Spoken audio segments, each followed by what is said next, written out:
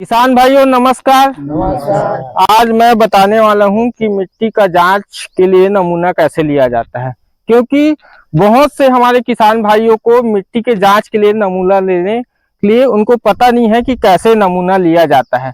उसी को आज मैं इस वीडियो के माध्यम से आपको बताने वाला हूं कि मिट्टी का नमूना जांच करवाने के लिए मिट्टी नमूना कैसे लिया जाता है। तो सबसे पहले हमें ये देखना है कि अपने जो खेत है उसमें से 5 जगहों से हमको उसका नमूना लेना है। 5 में ऐसा है कि 4 कोना और एक बीच से हमको मिट्टी का नमूना लेना है मिट्टी जांच के लिए। तो इस बात का जरूर ख्याल रखिए कि आप पेड़ के नीचे का मिट्टी नमूना नहीं लेना है या मेड़ के किनारे का मिट्टी नमूना नहीं लेना है। तो इस बात का ख्याल रखेंगे और एक खेत से 5 जगह का नमूना लेना है। तो हम आपको बताने वाला है कि खेत से नमूना कैसे लेते हैं। तो सबसे पहले ये खेत में अच्छा से साफ कर लेना है। इसमें घास फूस नहीं होना चाहिए, घास फूस नहीं होना चाहिए किसी भी प्रकार का। और इसमें हमको वी शेप का निशान बना लेना है, वी शेप का नमूना लेना है। इसको वी शेप से कट करना है कुदाली या फावड़े से।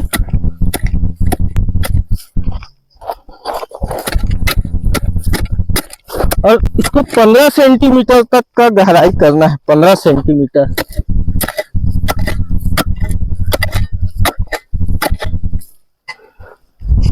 और इसका जो मिट्टी है उसको हमको बाहर फेंक देना है।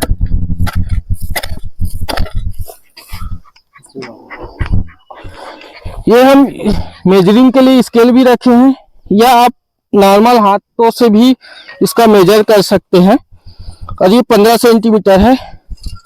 ये सभी मिट्टी को बाहर फेंक देना है। उसके बाद ये परत को निकालना है, बाहरी परत को, इसी को नमूना बनाना है। अगर आपका मिट्टी गीला होगा तो इसको धूप में नहीं सुखाना है, छाया स्थान में सुखा लेना है।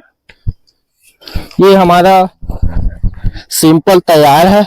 जगहों से अलग अलग, एक खेत से 5 जगहों से मिट्टी नमूना लेना है।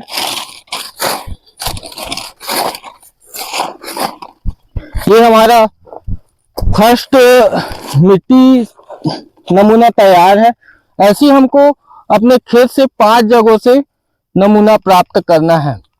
5 जगह नमूना प्राप्त करने के बाद इसको अच्छे से इसकी कुटाई कर लेंगे, मतलब बारीक करना है इसको।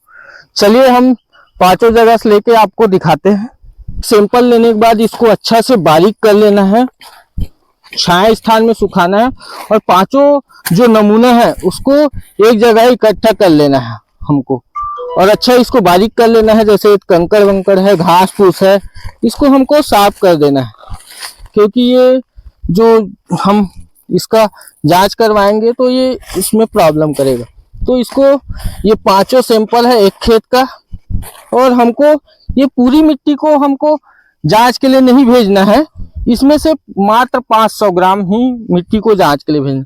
तो हम सभी सैंपल को मिला लिए हैं और इसको 500 ग्राम करने के लिए इसमें इस प्रकार से आप इसको अलग करेंगे। ये मैं 4 हिस्से में बांट लिया हूं। तो इसके 2 हिस्से को मैं बाहर फेंक दूंगा, इसका भी 2 हिस्सा इसको बाहर फेंक दूंगा। फिर मिलाएंगे। अगर हमको लगेगा कि ये ज्यादा है तो इसको फिर यही विधि हम इसको दोहराना है जब तक ये 500 ग्राम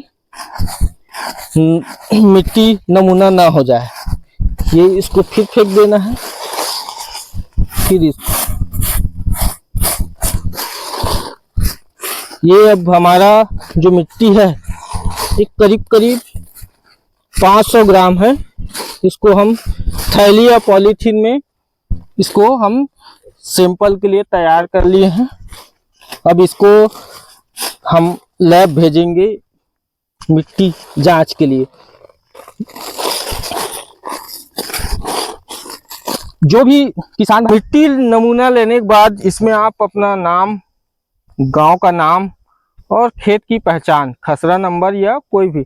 और एक बात जरूर महत्वपूर्ण ध्यान रखना किसान भाइयों, कि इसमें आप जो जो फसल लगाते हैं उस पर्ची में लिख लेना कि मैं धान, गेहूं, चना, जो जो फसल लगाते हैं उसके हिसाब से आपकी मृदा की जांच होगी और उसके हिसाब से पोषक तत्व तो बताया जाएगा कि आपके जमीन में कौन से पोषक तत्व तो उपलब्ध है।